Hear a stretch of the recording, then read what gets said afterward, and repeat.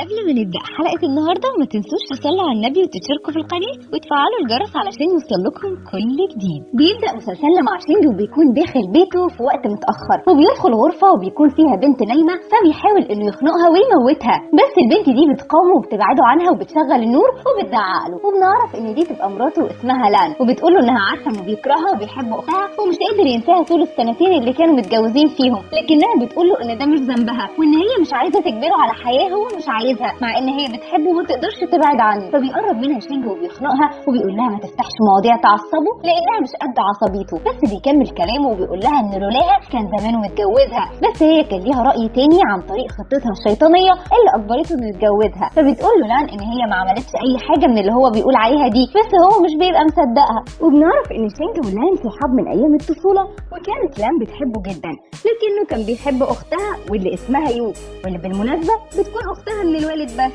وفي يوم صحي شينجي من النوم لقى نفسه نايم في غرفه في فندق ولان نايمه جنبه على نفس السرير، ومش بيبقى فاكر ايه اللي حصل بينهم لانه ما كانش واعي، بس فجاه بيدخل صحفيين عليهم فبيعرف ان اللي عملت كده هي لان، وبتبقى فضيحه ليهم وليه هو مخطوف لانه رجل اعمال كبير ووريث شركه عيلته، وبسبب اللي حصل جده تعب من الفضيحه وكان الحل الوحيد علشان كل حاجه تتصلح هو ان شينجي يتجوز لان، وفعلا ده اللي حصل. وبتبقى حياه لان مع شينجي زي الجحيم لانه بيحاول انه يعذبها ويضايقها بابشع الطرق اللي مفيش ست تقبلها على نفسها، لحد ما لان بتطلب من شينجي انه يطلقها لانها ما بقتش قادره تستحمل الحياه الجافه دي، وكانها لعبه بيفرغ كل طاقته السلبيه وغضبه فيها. وتاني يوم بيروح شينجي لصديقه المفضل واللي بيكون اسمه شيني، وده يبقى صديقه هو ولان من زمان، وبيبقى عايز يقعد يفضفض معاه لانه بيكون مخنوق من الحياه مع لان، بس شيني بيقول له انه يعرف لان كويس وعارف انها بتحبه من ساعه ما عينيها اتفتحت على الدنيا، واللي حصل اكيد كان فيه سوء تفاهم وهو لازم يعملها بطريقه احسن من كده، بس شينجي بيقول له انه لو ما سكتش فهو هيرجع البيت ويخلص عليها. وفي نفس الوقت بتروح لان لصديقتها المفضله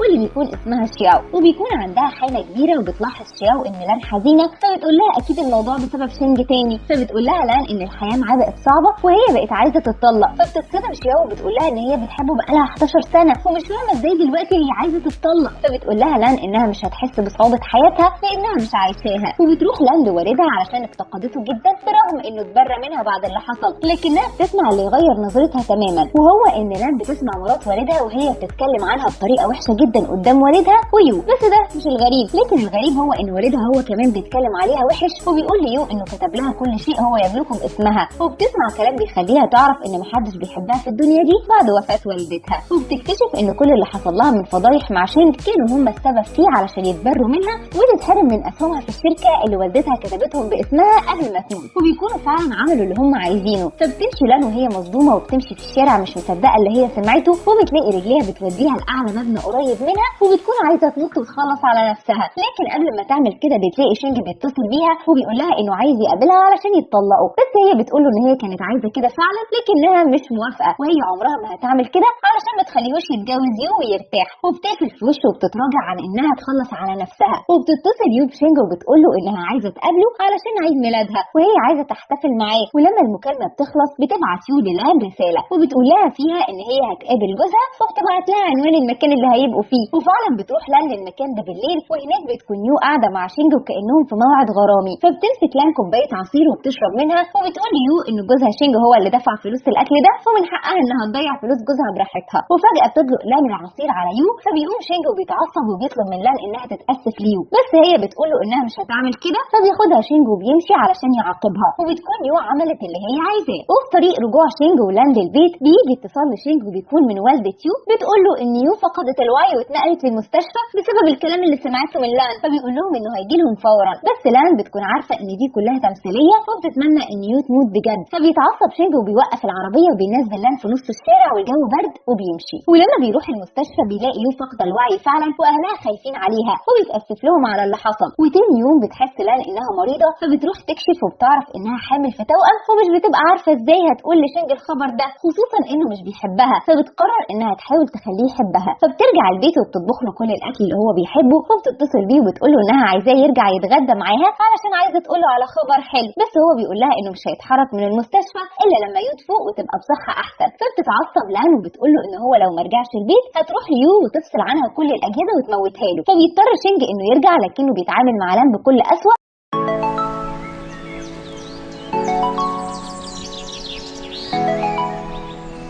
ولما بيشوف شينج قدامه بيتعصب وبيطلب منه يسيبهم في حالهم ويمشي. لكن شينج بيوجه كلامه لان وبيتأسف لها وبيقول لها انه مفتقدها وعايزها ترجع له وهو هيعملها احسن معامله. بس تشيان بيقول له ان لان مش هتروح معاه في اي حته وهي دلوقتي بقت طليقته. بس شينج بيمسك في تشيان وبيقول له ما ينطقش باي كلمه لان حسابه تقيل، لانه خطف لان وسافر بيها، وبيضربه بالبنيه. فبيزعق ابن لان لشينج وبيقول له ما يضربش والده. فبيقوم تشيان وبينهال على شينج بالضرب، بس لان بتوقفه وبتقول له انهم لازم يمشوا. وبيرجع شينج لشيني وبيحكي له اللي حصل ولكنه مش بيقدر يستحمل. فبيقوم يتصل بتشيان وبيقول له انهم لازم يتقابلوا ويتكلموا، وبيوعده انه هيحترم لان بس ترجع له تاني. لكن تشيان بيقول له ينسى الموضوع ده تماما وينسى لان وبيقفل في وشه. لكن تاني يوم بيروح تشيان للانج لكنه مش بيلاقيها في شقتها، وبيلاقي رساله منها وبتقول له ان هي خدت ابنها سيفين ومشيت لانها مش عايزه تسبب له اي مشاكل مع شينج. فبيتصل تشيان بشينج وبيعرفوا ان لان هربت هي وابنها علشان خايفه منه. فبيقوم شينج وبيفضل يلف في الشوارع لحد ما بيلاقي لان فعلا وكانت ناويه تسافر بعيد عنهم. بس شينج بيقول لها ما تبعدش عنه لانه بيحبها وهو مش هيأذي اي حد لو هي رجعت معاه. وبيكلم سيفين وبيقول له انه مش شرير وبيوعده انه هيجيب له كل حاجه هو عاوزها. فبتوافق لان انها ترجع له وبيروحوا فندق يباتوا فيه مؤقتا. وبتنيم لان سيفين على السرير وبتطلب من شينج انه يجيب لها بطانيه من الشنطه بتاعتها. فبيروح شينج وبيلاقي ان في رقم سري لازم يكتبه علشان الشنطه تتفتح. فبيجرب عيد ميلاده وفعلا الشنطه بتتفتح. فبيعرف ان لان لسه بتحبه. وتاني يوم بيروح تشيان لشينج وبيقول له خلي لان ترجع له ويبعد عنها. فبيقول له شينج يسكت ويبعد هو عن لان والا هيقول لها ان هو متفق مع يو في كل حاجه. وبنعرف ان تشيان كان متفق مع يو علشان تتبرع بدمها وتجبر شينج انه يطلق لان ويبعد عنها علشان يقرب منها. وفعلا بيستسلم تشيان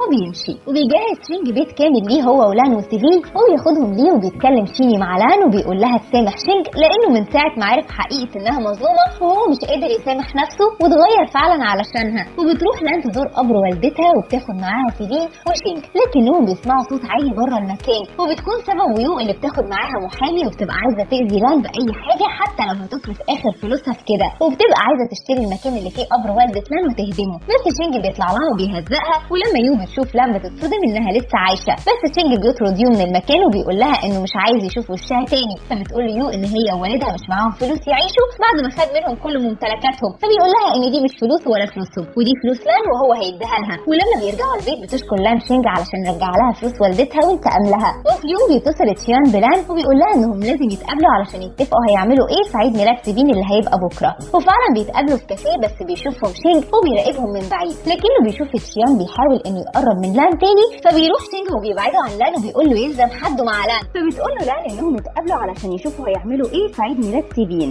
فبيقول له شينج انه هيسمح له يحضر الحفله دي بس علشان خاطر سيفين، وبياخد لان وبيمشي. وبنعرف ان سيفين اتعلق بشينج جدا وبقى بيعتبره والده. وفي يوم بيتصل جد شينج بحفيده وبيقول له انه من ساعه ما لان رجعت له وهو نسيه، وسمع كمان ان هي اتجوزت من بعده وخلفت. فبيقول له شينج ان دي قصه طويله. فبيقول له جده انه هيجي له بكره ويقابله هو ولان. وبنعرف ان يو قاعده مع جد شينج وبتكون هي اللي حكت له عن اللي حصل، وبتحاول تسخنه وتقول له ان ابن لان مش من دم شينج واكيد هو مش هيسمح انه يخلي وريث الشركه مش من دمه. وتاني يوم بتكون لان قلقانه انها تقابل جد شينج، وبيجي لها شينج وبيهديها وبيقول لها ان لو اي حاجه حصلت فهي هتفضل اهم حاجه في حياته وهيحميها هي وسيفين لاخر نفس فيه. فبتحس لان بالذنب وبتبقى عايزه تقول لشينج ان سيفين يبقى ابنه من دمه، بس هي بتتردد. وبيوصل جد شينج وبيكون جايب لعبه لسيفين وبيتكلم مع شينج على انفراد، وبيقول له انه ما ينفعش يعتبر سيفين ابنه لانه مش من دمه. بس شينج بيقول له ان ده ابن لان وهو هيعتبره ابنه بالظبط، وبيبقى معترض انه يتخلى عن سيفين. ولما الجد بيكون بيلعب مع سيفين بياخد منه شعره من غير ما حد يحس، وبيخلي المساعد بتاعه يعمل اختبار ابوه علشان ما يكونش اتسرع في قراره. ولما بتطلع النتيجه بيطلب الجد انه يقابل شينج ولان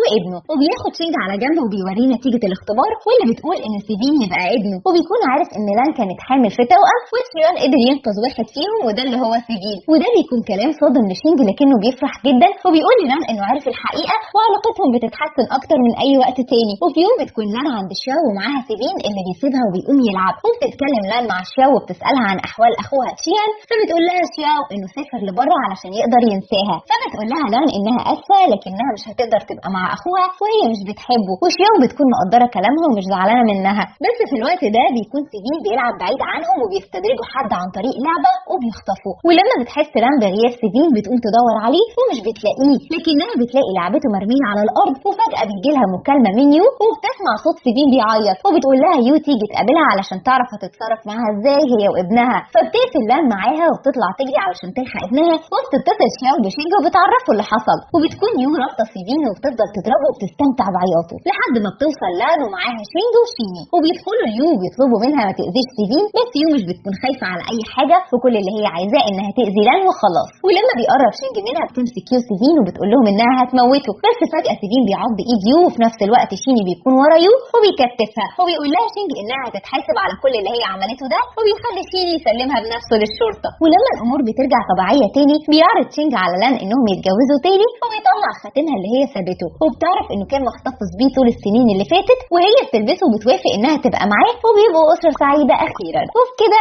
بيخلص مسلسلنا. اشوفكم بقى في ملخص جديد. سلام.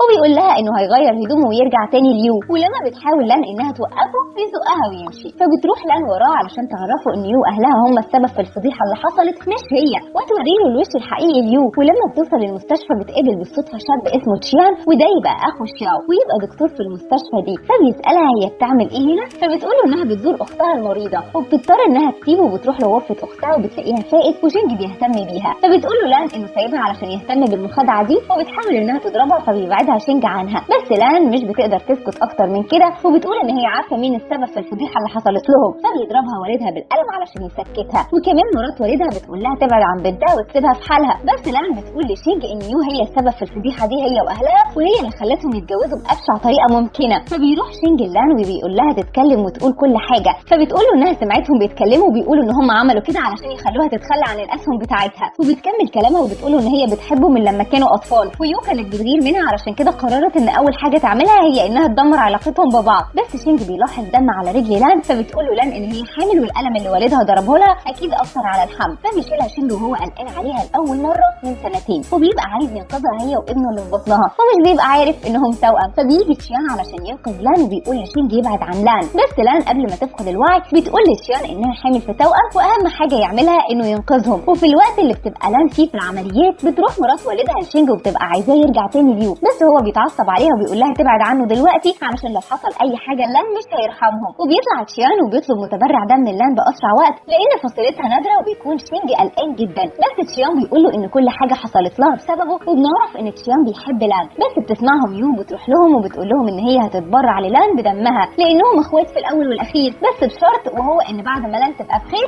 شينج يطلقها. فبيضطر شينج انه يوافق علشان سلامه لان. ولما لان بتفوق بتلاقي يو واقفه قدامها ومعاها ورق طلاقها هي وشينج، وبتكون عماله تغيظها بيه، وكمان معاها انبوبه، وبتقول لها ان ده ابنها اللي مات وهو لسه جنين وبتبقى عايزه تقهرها، بس بيدخل تشيان وبيطرد يو من الغرفه، وبيحاول ان يهدي لان، فبيقول لها ان لسه في جنين تاني في بطنها، فبتسكته لان، وبنعرف ان تشيان قدر ينقذ واحد من التوأم، وبتقرر لان انها ما تعرفش شيانج ان ده ابنه، وبتطلب لان من تشيان انه ياخدها لابعد مكان ما حدش يلاقيها فيه. وفعلا لما بتبقى كويسه بتاخد هدومها وبتسيب خاتم جوازها من شينج على سريره وبتمشي. ولما شينج بيعرف بيتضايق جدا، وبنعرف انه كان بيحب لان من وهم اطفال، بس بسبب الفضيحه اللي حصلت هو كرهها، وبقى شايف انها بتحاول تستغله، وبقى حزين جدا لدرجه انها بتعدي سنتين وهو لسه ما نسيهاش ولسه محتفظ بالخاتم بتاعها. وبيروح شينج لقبر والدة لان لانه بيبقى عارف انها بتروح كل شهر هناك، وبيبقى عنده امل انه يلاقيها في مره، وبيلاقي هناك رسائل بخط ايد لان بيقراهم، وبيعرف قد ايه لان كانت بتعشق الهواء اللي هو بيتنفسه، وقد ايه كانت بتضحي عشانه، لدرجه ان في يوم حصل زلزال وشينج كان تحت الانقاض وهيموت، واللي انقذته هي لان عن طريق انها استخدمت نفسها كدرع بشري. بس لما هي بتفوق بتعرف ان يو كدبت على شينج وقالت له ان هي اللي انقذته، ولان ما بقتش عارفه تكذب اختها، فبيحس بألم في قلبه وبيقول ان ده اكيد ألم الحب.